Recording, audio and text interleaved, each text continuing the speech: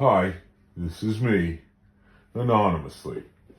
This is a first of its kind series where I share a portion of my life unedited. For me to be able to do this, I have to stay anonymous, and I will unfortunately have to keep the names of everyone involved in this story also anonymous. I've decided to do this partly for myself so that I can finally tell my story truthfully and accurately. The other reason is I want to possibly help someone who's in a similar situation. My story begins like so many other people's stories. I was young, I was partying my face off, I met a girl, we fell in love, we got married, and then of course it all fell apart. I'm hoping to show anyone listening that even though everything fell apart as badly as it did, that there is still a light at the end of the tunnel if you can get there.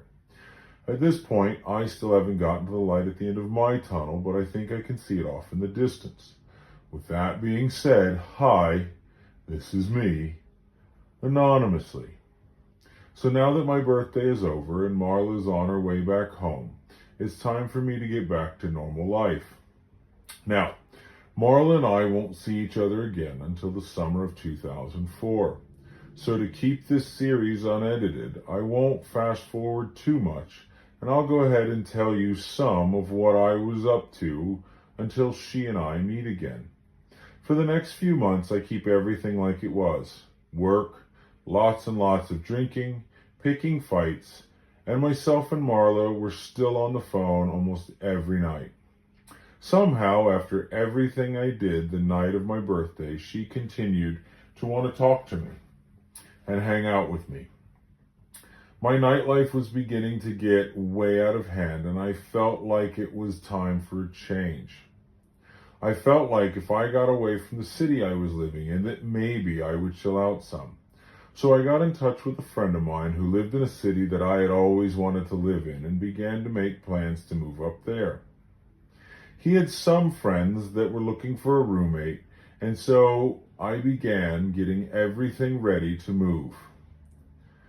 With the move coming up, that had me going out a whole lot less because I knew I needed to save up as much money as possible.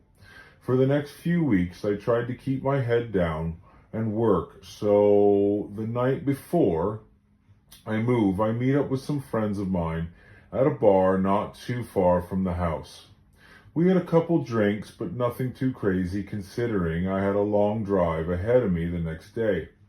One of my good friends, we'll call him Tyler, was going to be following me the next day and then hang out for a few days before turning around and going back home. I say my goodbyes and he and I leave the bar. He followed me home because my license plate lights had burnt out and I had been pulled over for that before. My plan was to fix them the next morning before we left and then head out on our 8-hour drive.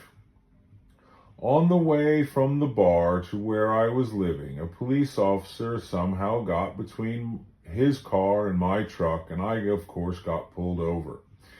He pulled me over initially for the license plate lights, but there were a few other problems with my tags. So while he's getting ready to write me the tickets, he gets another call, and lucky for me, he has to go to that one. So he tells me to drive straight home, do not stop, and he better not see me drive around tomorrow. So he drives off and I start heading back home. On my way home, I pass by the gas station on the corner and the cop that had pulled me over was there, and oddly enough, he had Tyler in handcuffs and sitting on the curb. So I drove past him like the cop told me to, and I headed straight for the house. I started calling a couple friends of mine to see if they had heard what was going on. Finally, after a while, Tyler called me and told me to come pick him up, but not to drive my truck because the cop was waiting. Luckily, there was a golf cart at the house and I drove that to go pick him up, but I also told him to meet me at the end of the road in the neighborhood so the cop couldn't pull me over. I met up with him at the end of the road and he tells me the reason he got arrested was because he bought a hot dog, put the ketchup packets in his pockets, and the employee thought he was stealing. So he got into an argument with the employee, and then the police were called. The employee told the cop he was stealing.